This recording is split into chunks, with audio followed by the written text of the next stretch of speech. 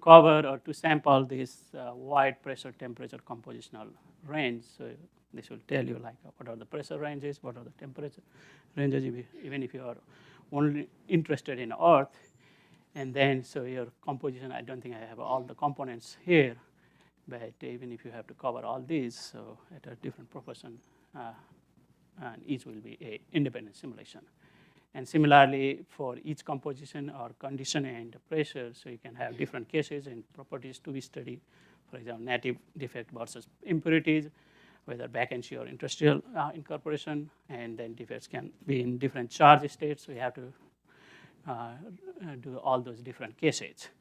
And then in many cases, the results depend on, for example, initial configuration. So you have twice different initial configuration. Okay, so if you are doing MD by nature, you want to do that in order to get a good statistics. Yeah, just to show that result, I mean, trying to show that I have done some real calculations. So this is just for silica, hydrous silica diffusion coefficient, and this is comparing solid symbols hydrous and open symbols anhydrous. So water enhanced dynamics. Viscosity, so some anomalous behavior, decreasing viscosity with pressure. And then this one is the interesting one. I'm still working on it. So these are the experimental data. These solid symbols are first principle, and these asterisks are the molecular dynamics. Certainly there is a big gap, but I don't know whether it's a problem with, because here the two calculation aggregate and data are not that scattered. I mean, there might be systematic underestimation or so, but the gap is too large. And recently I found another set of data which lies systematically below the other experimental data. I don't know. So I'm still running it. So this result is from 1 nanosecond. So I'm running 2 calculations. So I know that this will change, but which way I don't know yet. Okay, so I just tell you the different challenges associated with these calculations. Certainly calculations are very, very intensive. All depends on what you want to do, how much you want to do. So if you want to improve, there are some directions, but some of them are probably people have already done. So I tried to do some cases, and maybe our computational infrastructure, I mean, proposal or whatever comes, we may be able to propose some of these.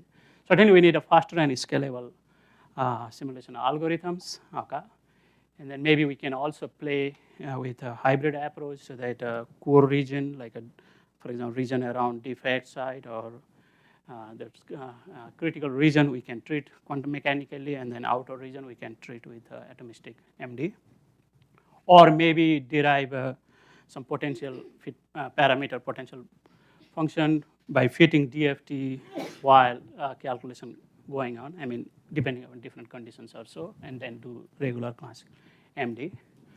Or if you don't want to do any of these and you just stay with whatever you have, maybe you can use try to adopt this high throughput computing model. That means basically you try to get a lot of jobs done in a given time period. So for that, you need to allocate CPU in such a way that the over given time period, the maximum number of jobs can be done. Okay, so don't think by individual job how fast it can be done by using maximum resources.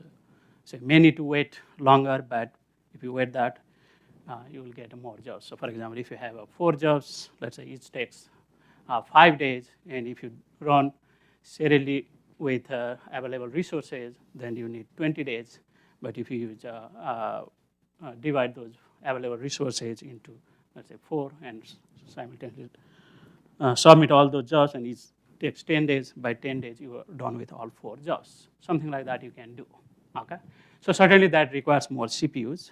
Okay, and maybe if all those CPUs are not locally available, you may do distributed computing. Try to use resources from other location. I think Bill have already trying to do some of this work. And another is maybe GPU computing. And so GPU processors are much faster, so they have a multi-core, like 100 or more cores or processor together, and then so there are other advantages also, like so it's a vector processing. So there is a CUDA programming languages, so we just need to convert the code. Certainly it is not that easy, but if we do that, we can make easily that code 100 times or more faster. And so whatever 3 hours per self-consistent calculation will reduce to 3 minutes or so. Okay, so I'll move to now the analysis part. So certainly simulation produce a lot of data, and there are different types of data, bulk properties, macroscopic properties. Normally don't need to do much, you just need to plot them, analyze.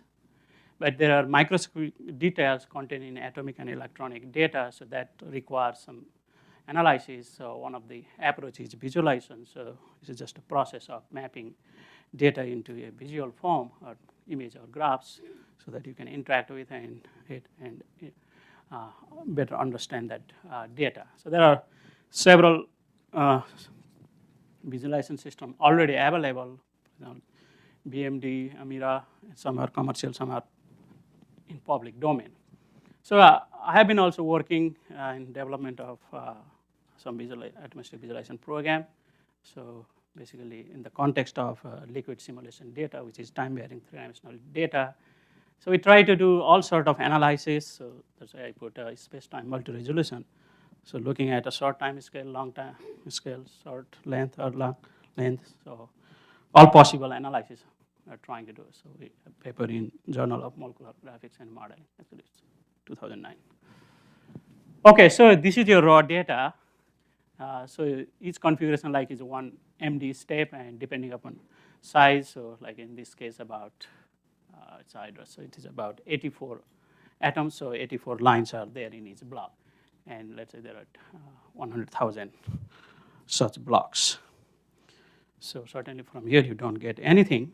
And if you try to represent that, simply render the data. If you render all, you will get, so each atom is just drawn as a point, so you get like this. I have used color to differentiate different species. If you do one snapshot, you get like this, okay? Yeah, there is a better one later. Yeah, it's very crowded. So how to analyze that? So the first thing is always radial distribution function. So it is a liquid, so you can do pairwise radial distribution function. So yes is number of species. So it's a RDF matrix plot. So 4 species, 8 plots. Of course, it has symmetry. So from radial distribution function, so you can choose big peak distance or first minimum after the peak, and using that cutoff distance, you can look at coordination environment. So about each atom within that cutoff, how many atoms of other species. So you can do all these different type of coordination environments. So in this case, 16 different coordination. And then you can combine them together and try to identify some structural units, like, for example, in case of hydrous, where is water molecule, where is hydroxyl, where is hydrogen bridging to polyhedra. So you can analyze dynamical properties. So you can approximate using principal component analysis. So instead of all these crowded lines, you can basically map that to some ellipsoid. So you know that, okay, this particular atom has moved this way a lot, this guy particle, and so on. So yellows are hydrogen. Obviously, hydrogen moved a lot. Yeah, this is a hydrous silicate liquid. Actually, this one prize for best artwork. Okay. So it's a quite complex image with a lot of information. I would say that it contains partial information. So obviously, these polyhedra are silicon oxygen polyhedra. Green spheres are oxygen. Yellow sphere, medium size sphere. Green sphere are magnesium. Yellow, medium size, yellow and red. Those are oxygen, and the tiny spheres are hydrogen. So you can see here water molecule, here bridging, polyhedral hydroxyl. There is no free hydroxyl there. And then I have also shown path lines for all the hydrogen atoms, and then two hydrogen atoms path lines are highlighted. Okay, you want me to stop? Okay, then, okay. I mean, visualization certainly allows to understand the microscopic mechanism, like how the diffusion occurs by involving all those different coordination species. So we have put this in our paper. So I think, yeah, this is my concluding slide. Okay, so there is a future direction. Yeah.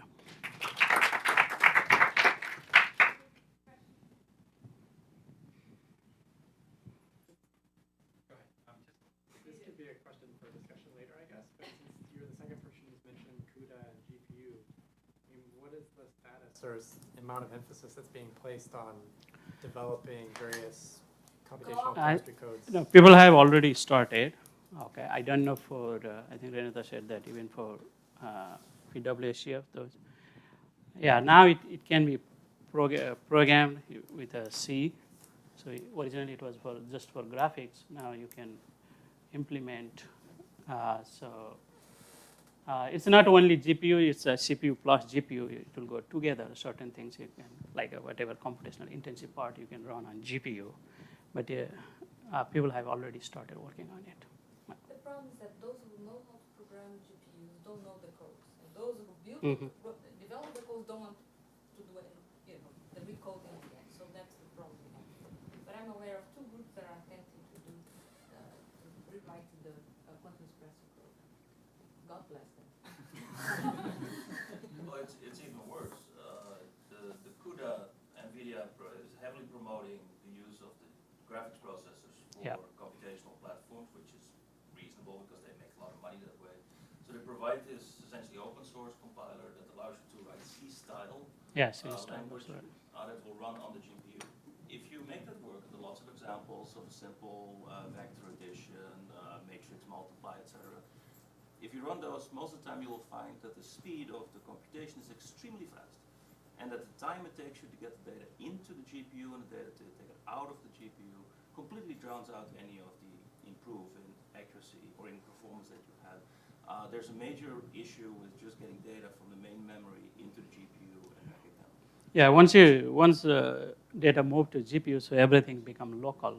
So it's very efficient, very fast. And it's only since very recent that you can find double precision accuracy on GPUs, and so for a long time this was limited to very simple systems. At least I need double precision all the time. So. I mean, it is worth for us to try because we cannot improve our DFT code further. I mean, unless we want to sacrifice accuracy.